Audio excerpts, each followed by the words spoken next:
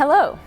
You are watching the Video Voters Guide, organized by the League of Women Voters of Portland. We are in the studios of Metro East Community Media to talk with candidates running in the November 2020 general election. All candidates who filed for this race were invited to participate in the Video Voters Guide. However, there are many reasons during a campaign why a candidate may be unable to appear. For comprehensive coverage by the League, including information on candidates who might not have been available for a video interview, visit vote411.org. Information is available in both English and Spanish. Candidates may choose to include additional information on Vote 411, such as their own YouTube videos. Watch, share, and be an informed voter. Hello, this is Debbie Kay with the League of Women Voters of Portland. With me today is Lisa Reynolds, running for House District 36 in Oregon. Thank you for joining us, Lisa. Thank you so much for having me, Debbie, and the League of Women Voters. Very welcome. Let's start by having you describe the part of Oregon you're running to represent and tell us a little more about yourself and what you bring to this opportunity. Thank you so much. My name is Lisa Reynolds, and I go by she, her pronouns, and I'm running for Oregon House District 36. Oregon House District 36 is an amazing district. It includes a small swath of Northwest Portland, the Northwest Hills and Old Town, but then Southwest Portland all the way, including the Southwest Portland Hills, but also downtown, Portland State, OHSU, and the amazing neighborhoods of Hillsdale, Multnomah Village, and down to Capitol Highway, I believe. So I got to know the district very well, especially when I could walk those streets before COVID hit, and I'm really honored to have the opportunity to serve the district further. First and foremost, I'm a mom. I have two sons. I'm an activist, and I'm a pediatrician. And my 20-some years of being part of a group practice here in Portland have given me a front row seat as to what's working and not working for Oregon families. And I've long felt I wanted to do more for those families than what I could accomplish in the exam room. And as an activist with Moms Demand Action for Gun Sense, I helped train and recruit hundreds of mostly women to come down to the state capitol and to fight for laws that save lives from gun violence. And then after the 2016 election, as we all were pretty disheartened with the outcome, I helped co-found Indivisible Oregon, which works to thwart the Trump agenda through electoral work and through calling members of Congress. And as you can imagine, we're all burning up the phone lines over the weekend and today to encourage the U.S. Senate to hold off on naming a Supreme Court nominee until after the inauguration in 2021. All that kind of culminated, and I decided last October, to run for office. My work as a pediatrician, my life in activism, and I threw my hat in the ring, never expecting what would hit Oregon in February and March of this year. When the COVID pandemic hit, I became kind of a local teacher on what COVID meant for Oregon and for Portlanders. It's what I do in my exam room, and I started a blog called Oregon Coronavirus Update. And I, along with many other physicians, we work to kind of strengthen some of the public health measures that the state instituted, which I think has resulted in pretty good numbers in Oregon, although I can certainly talk at length about how I think we could do even better. So for all those reasons, I think I am uniquely qualified for this moment. We need medical experts and public health experts in the legislature now more than ever. Thank you. Thank you. Thank you for explaining.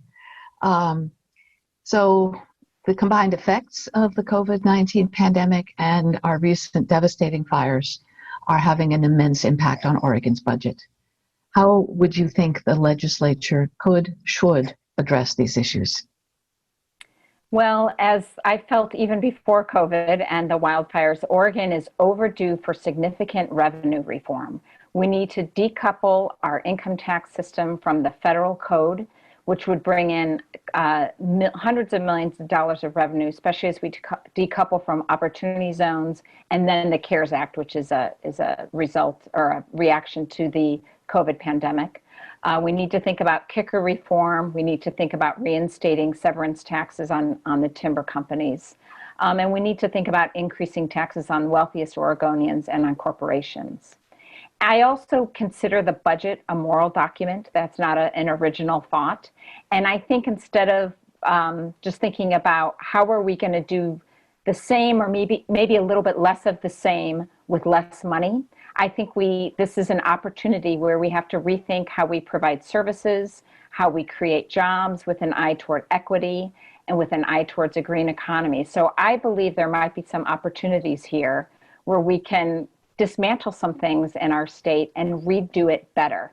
It's what Governor Kitzhaber did in 2008 when confronted with a downturn in the economy, and we've reshaped how we provide health care. And I think we can do it in many sectors here in 2021. Thank you. I will let you know we have about 3.5 minutes left.